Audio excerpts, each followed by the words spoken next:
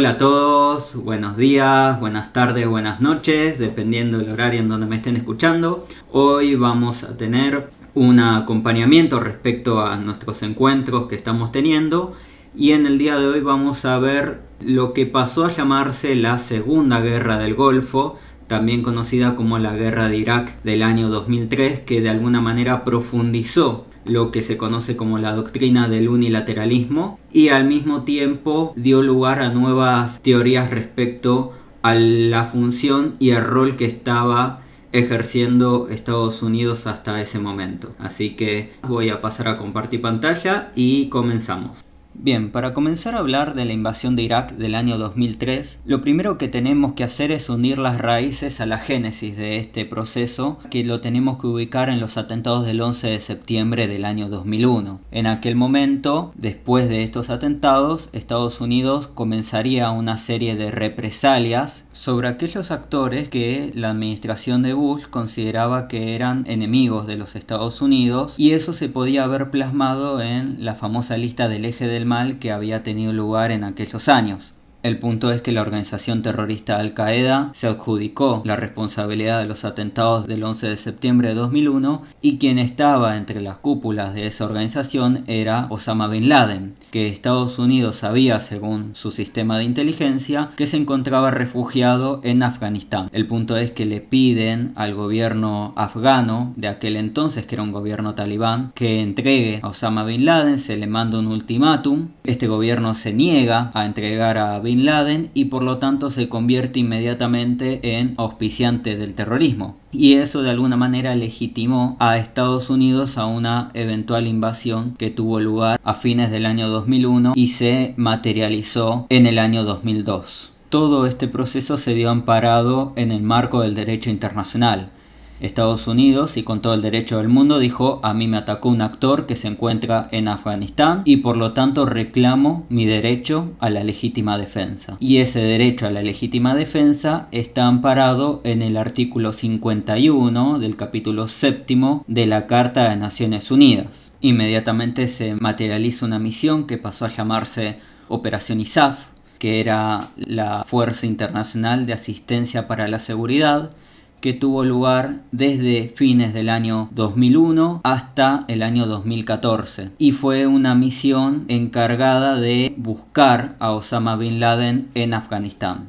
Naciones Unidas le pregunta a Estados Unidos si es parte de alguna organización en la cual se le pueda tercerizar la operación ISAF. Ellos dicen que sí, que son parte de la OTAN, y por lo tanto a partir de ese momento la operación encargada de la búsqueda de Osama Bin Laden y la lucha contra el terrorismo en Afganistán la iba a llevar adelante la OTAN. El problema no pasaba por Afganistán, el problema comenzó a pasar por Irak, porque lo cierto es que llegamos al año 2003 y Estados Unidos empieza a argumentar que hay que comenzar a invadir Irak. Estados Unidos argumenta que Irak era también auspiciante del terrorismo internacional y que al mismo tiempo estaba desarrollando armas de destrucción masiva. Lo cierto es que hasta ese momento no había ninguna prueba contundente que avale los dichos de Estados Unidos. Por lo tanto, en una primera instancia, una de las primeras acciones que se ejecuta es en el Consejo de Seguridad de Naciones Unidas, en donde se sanciona la resolución 1441, donde justamente lo que se pide en esa resolución es que la Agencia Internacional de Energía Atómica, que es la agencia internacional encargada de inspeccionar a los países a que no desarrollen tecnología nuclear con fines bélicos, ingrese a Irak para custodiar que Irak no esté desarrollando armas de destrucción masiva como argumentaba Estados Unidos. El punto es que luego de reiteradas búsquedas no se podía encontrar evidencia alguna de que Irak estaba efectivamente desarrollando armas de destrucción masiva. Estados Unidos comenzó a argumentar que en realidad esas centrales nucleares o ese desarrollo nuclear estaba bajo tierra, que el régimen de Saddam Hussein lo estaba ocultando. Lo cierto es que en un determinado momento el Consejo de Seguridad de Naciones Unidas, que es la que avala el empleo de la fuerza en el sistema internacional, tiene que votar por la invasión de Irak del año 2003. Ustedes ya saben cómo funciona el Consejo de Seguridad de Naciones Unidas, que hay 5 países que tienen poder de veto, que se necesita el aval de estos 5 países, de lo contrario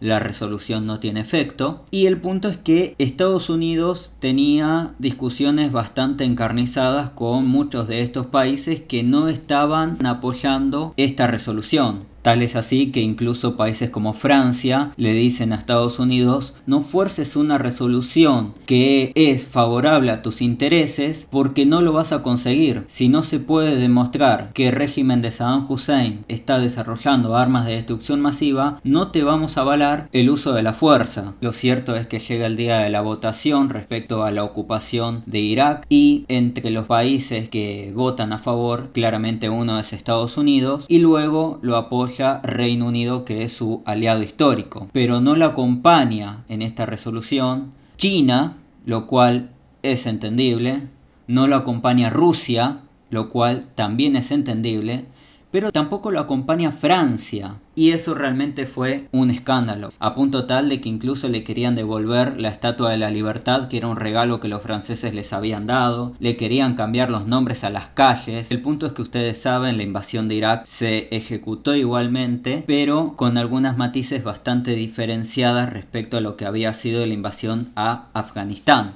En Afganistán lo que había ocurrido es que se había formado una alianza y en Irak lo que ocurrió fue que se formó una coalición. Y ustedes podrán decir, bueno, pero una alianza y una coalición es lo mismo. En realidad muchas veces se utiliza como sinónimos, pero si ustedes quieren hilar fino en lo que refiere a los estudios de la seguridad internacional, son dos conceptos completamente distintos. Una alianza se hace en tiempos de paz. Una alianza se construye antes de ir a la guerra, en donde distintos países van formando una relación de amistad, van creando doctrinas, se van entrenando, para eventualmente, en caso de tener que ir al empleo de la fuerza, ya se conocen, ya saben sus capacidades, ya saben sus limitaciones y pueden generar una función de alianza mucho más efectiva que si fuese de manera improvisada. Y la OTAN es eso. La OTAN es una alianza militar de distintos países que se van conociendo, que van entrenando, van generando doctrina para saber sus alcances, sus limitaciones y eventualmente, en caso de tener que ir a un conflicto, que esa unidad sea mucho más efectiva. En cambio, una coalición se forma en tiempos de guerra de una manera mucho más improvisada, con el objetivo de ir a enfrentar una amenaza determinada, pero no hay tiempo para entrenarse, no hay tiempo para generar doctrina. Entonces tenemos que en Irak se formó una coalición muy diferente a la alianza que había tenido lugar un año atrás en Afganistán.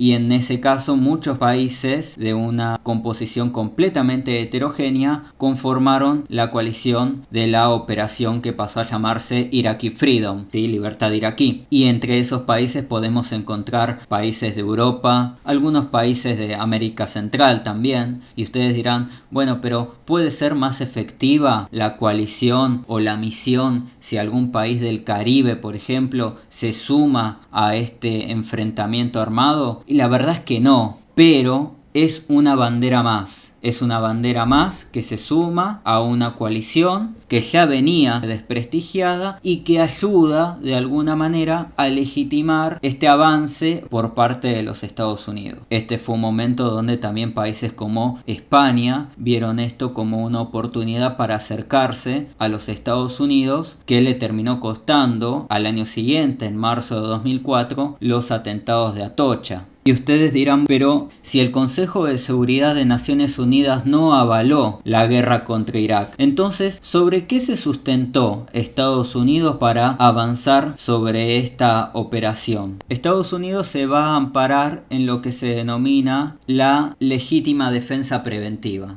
¿Qué significa esto de legítima defensa preventiva? Significa que yo estoy considerando que hay un país, que en este caso es Irak, que se está entrenando para eventualmente atacarme en un futuro. Entonces, como me va a atacar en unos años, lo ataco yo primero. Es la forma que encontró Estados Unidos de avalar el uso de la fuerza. Eso se denomina guerra preventiva.